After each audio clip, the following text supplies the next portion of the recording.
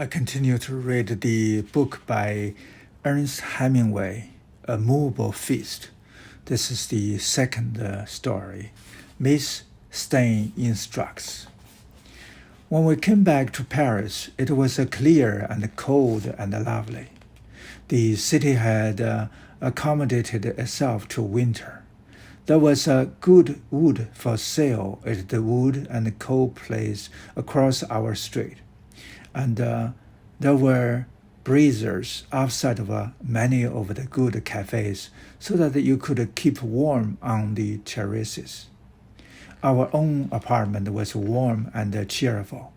We burned bullets, which were molded, egg-shaped lumps of coal dust.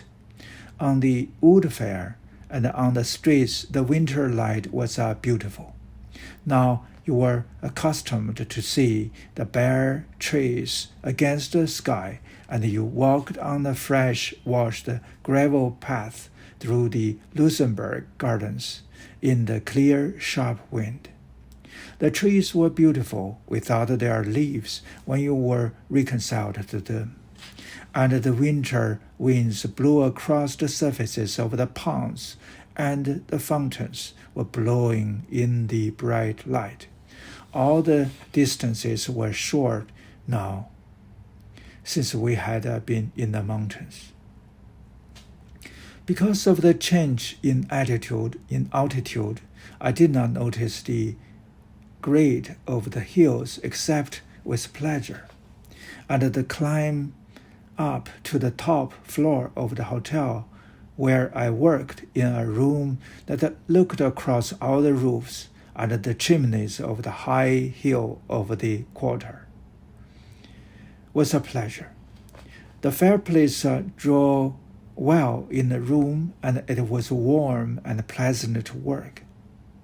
I brought mandarins and roasted chestnuts to the room in paper packets, and peeled and ate the small tangerine-like oranges and threw their skins and spread their seeds in the fire when I ate them, and roasted the chestnuts when I was hungry. I was always hungry with the walking and the cold and the working. Up in the room, I had a bottle of kirsch that we had brought back from the mountains, and I took a drink of kirsch when I would get toward the end of the story or toward the end of the day's work. When I was through working for the day, I put the notebook or the paper away in a drawer over the table and put any mandarins that were left in my pocket. They would freeze if they were left in the room at night. It was wonderful to walk down the long flights of stairs, knowing that I would have good luck working. I always worked until I had something done, and I always stopped when I knew what was going to happen next. That way I could be sure of going on the next day. But sometimes when I was starting a new story and I could not get it going, I would sit in front of the fire and squeeze the peel of the little oranges into the edge of the flame and watch the sputter of blue that they made. I would stand and look out over the roofs of Paris and think, "Do not worry. You have always written before, and you will write now. All you have to do is write one true sentence. Write the truest sentence that you know." So finally I would write one true sentence and then go on from there. It was easy then, because there was always one true sentence that you knew or had heard someone say. If I started to write elaborately, or like someone introducing or presenting something, I found that I could cut that scrollwork or ornament out and threw it away and start with the first true simple self-declarative sentence I had written. Up in that room, I decided that I would write one story about each thing that I knew about. I was trying to do this all the time I was writing, and it was good and severe discipline. It was in that room, too, that I learned not to think about anything that I was writing from the time I stopped writing until I started again the next day. That way my subconscious would be working on it, and at the same time I would be listening to other people and noticing everything. I hoped. Learning, I hoped. And I would read so that I would not think about my work and make myself impotent to do it. Going down the stairs when you had worked well and that needed luck as well as discipline was a wonderful feeling, and I was free then to walk anywhere in Paris. If I walked down by different streets to the Jardin du Luxembourg in the afternoon, I could walk through the gardens and then go to the Musée du Luxembourg, where the great paintings were that have now mostly been transferred to the Louvre and the Jardin de Paume. I went there nearly every day for the sessions and to see the Manets and the Monets and the other impressionists that I had first come to know about in the Art Institute at Chicago. I was learning something from the painting of Cézanne that made writing simple, true sentences far from enough to make the stories have the dimensions that I was trying to put in them. I was learning very much from him, but I was not articulate enough to explain it to anyone. Besides, it was a secret. But if the light was gone in the Luxembourg, I would walk up through the gardens and stop in at the studio apartment where Gertrude Stein lived at 27 Rue de Fleurus.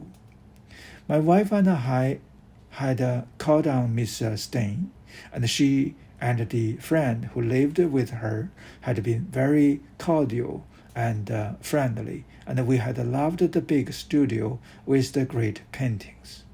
It was like one of the best rooms in the finest museum, except there was a big fireplace, and it was warm and comfortable, and gave you good things to eat and tea and natural distilled liquors made from purple plums, yellow plums, or wild raspberries.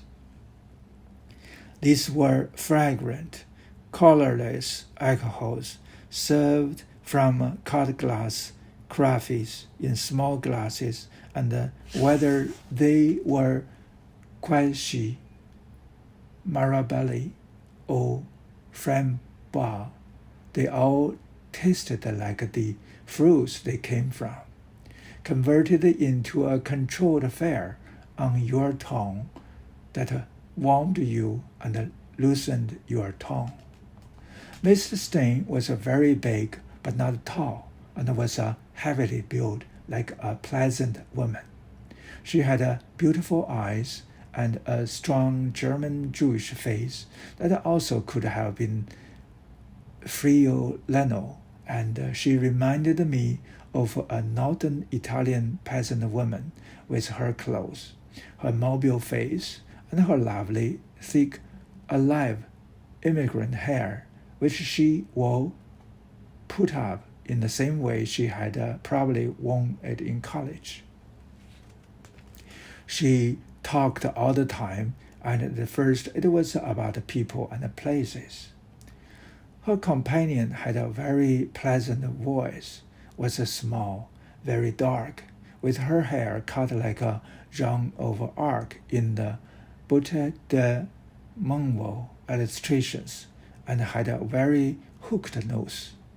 She was working on a piece of needlepoint when we first met them, and she worked on this and saw to the food and drink and talked to my wife. She made one conversation and listened to two and often interrupted the one she was not making. Afterwards, she explained to me that she always talked to the wives. The wives, my wife and I felt, were tolerated. But we like Miss Stein and her friend, although the friend was frightening, and the painting and the cakes and the idouve were truly wonderful. They seemed to like us too, and treated us as though they were very good, well-mannered, and promising children, and I felt that they forgave us for being in love and being married. Time would fix that, and when my wife invited them to tea, they accepted. When they came to our flat, they seemed to like us even more, but perhaps that was because the place was so small and we were much closer together. Miss Stein sat on the bed that was on the floor and asked to see the stories I had written, and she said that she liked some of them except one called Up in Michigan. It's good, she said. That's not the question at all, but it is inapproachable. That means it is like a picture that a painter paints and then he cannot hang it when he has a show, and nobody will buy it because they cannot hang it either. But what if it is not dirty, but it's only that you are trying to use words that people would actually use, that are the only words that can make the story come true, and that you must use them. You have to use them. But you don't get the point at all, she said. You mustn't write anything that is inapproachable. There's no point in it. It's wrong and it's silly. I see, I said. I did not agree at all, but it was a point of view, and I did not believe in arguing with my elders. I would much rather hear them talk, and many of the things that Gertrude said were very intelligent. She told me that sooner or later I must give up journalism, and I could not have agreed with her more. She herself wanted to be published in the Atlantic Monthly, she told me, and she would be.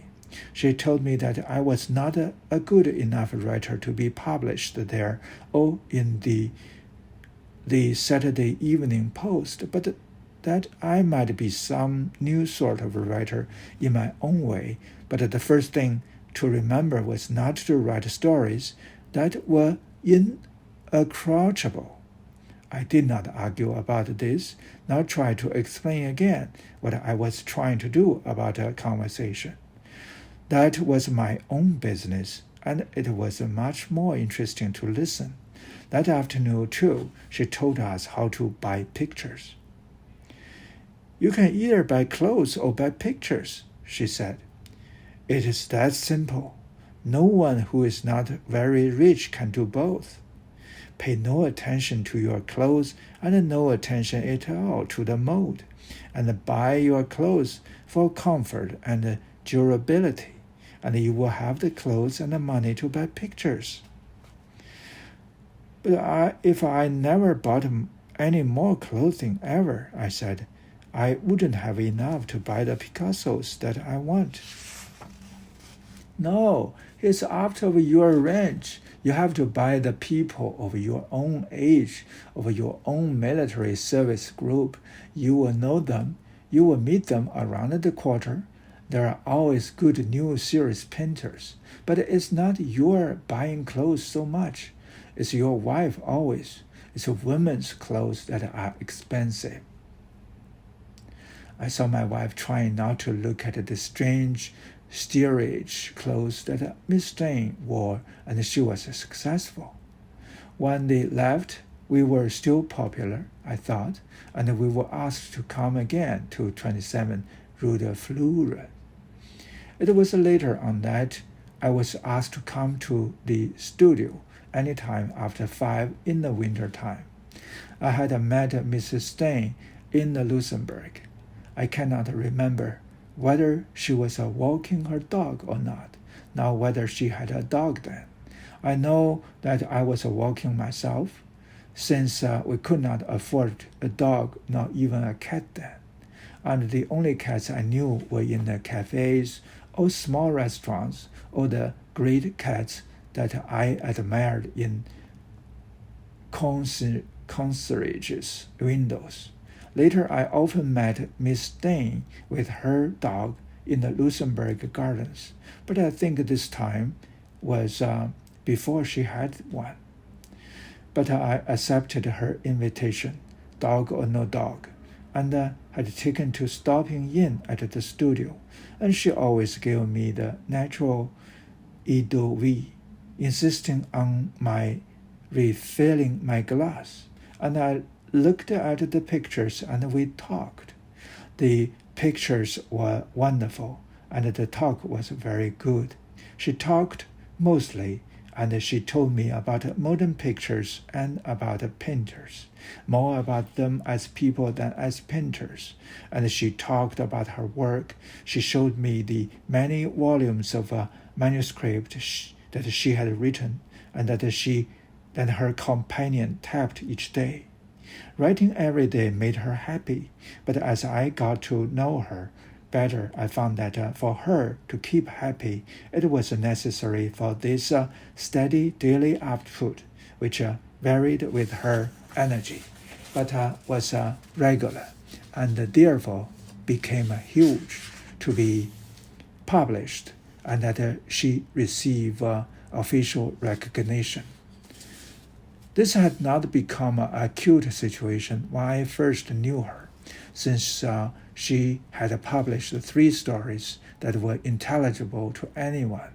One of these stories, Balanchita, was very good, and good samples of her experimental writing had been published in book form and had been well praised by critics who had met her or known her.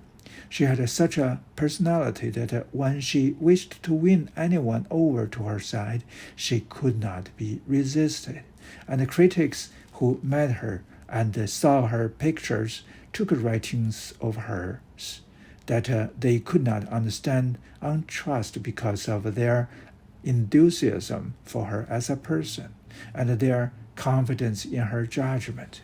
She had also discovered many things about rhythms and the uses of words in repetition that were valid and valuable, and she talked well about them.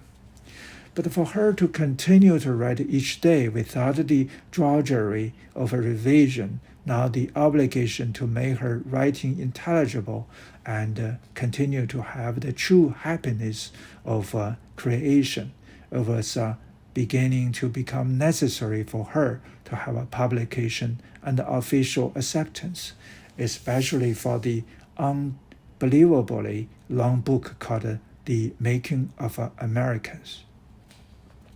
This book began magnificently, went on very well for a long way with stretches of great brilliance, and then went on endlessly in repetitions that a more conscientious and less lazy writer would have put in the waste basket. I came to know it very well as I got Maddox Ford to publish it in the Transatlantic Review serially. Forced perhaps would be the word, knowing that it would outrun the life of the review. I was overly familiar with the review's finances, and I had to read all of Mrs. Stein's proof for her, as this was a work which gave her no happiness. On this cold afternoon when I had come past the Constantridge's lodge and the cold courtyard to the warmth of the studio, all that was years ahead, And on this day, Mr. Stein was instructing me about sex. By that time, we liked each other very much, and I had already learned some time before that everything I did not understand probably had something to it. Mr. Stein thought that I was what we would probably call now a square about sex, and I must admit that I had certain prejudices against homosexuality, since I knew its more primitive aspects. I knew it was why you carried a knife and would use it when you were in the companion of tramps when you were a boy, in the days when wolves was not a slang term for men obsessed by the pursuit of a woman. I knew many inacrossable terms and phrases from Kansas City days and malls of different parts of that city, Chicago, and the lake boats. Under questioning, I tried to tell Mr. Stein that when you were a boy and moved in the company of a man, you had to be prepared to kill a man. Now know how to do it and really know that you would do it in order not to be interfered with. That was the term that was crossable. If you knew you would kill, other people sensed it very quickly and you were let alone. But there were certain situations you could not allow yourself to be forced into or trapped into. I could have expressed myself more vividly by using a inacrossable phrase that the wolves used on the lake boats. Oh gosh, maybe fine, but one eye for mine. But I was always careful of my language with Mrs. Stein, even when true phrases might have clarified or better expressed a prejudice. Yes, Hemingway, she said, but you were living in a milieu of criminals and perverse. I did not want to argue that. Although I thought that I had lived in a world such as it was, and there were all kinds of people in it, and I tried to understand them, but some of them I could not like, and some I still hated. But what about the old man with beautiful manners and a great name who came to the hospital in Italy and brought me a bottle of Marsala or Campari and behaved perfectly? And then one day you would have to tell the nurse never to let that man into the room again, I asked. Those people are sick and cannot help themselves, and you should pity them. Should I pity so-and-so? I asked. I gave his name, but he denies, so in giving it himself, and I feel there is no need to give it for him. No, he's vicious. He is a corrupter, and he's truly vicious. But he's supposed to be a good writer. He's not, she said. He's just a showman, and he corrupts for the pleasure of corruption, and he leads people into other vicious practices as well, drugs, for example. And in Milan, the man I'm to pity was not trying to corrupt me. Don't be silly. How could he hope to corrupt you? Do you corrupt a boy like you? Who drinks alcohol with a bottle of Marsala? No, he was a pitiful old man who could not help what he was doing. He was sick and he could not help it, and you should pity him. I did it at the time, I said, but I was disappointed because he had such beautiful manners. I took another sip of the Yendavi and pitied the old man and looked at Picasso's nude of the girl with the basket of flowers. I had not started the conversation and thought it had become a little dangerous. There were almost never any pauses in a conversation with Miss Stein. But we had paused and there was something she wanted to tell me, and I filled my glass. You know nothing about any of this really, Hemingway, she said. You have met non-criminals and sick people and vicious people. The main thing is that the act male homosexuals commit is ugly and repugnant, and afterwards they are disgusted with themselves. They drink, take drugs to palliate this, but they are disgusted with the act, and they are always changing partners and cannot be really happy. I see. In women it's the opposite. They do nothing that they are disgusted by, and nothing that is repulsive, and afterwards they are happy and they can lead happy lives together. I see, I said, but what about so and so? She is vicious, Miss Stein said. She is truly vicious, so she can never be happy except with new people. She corrupts people. I understand. You are sure you understand?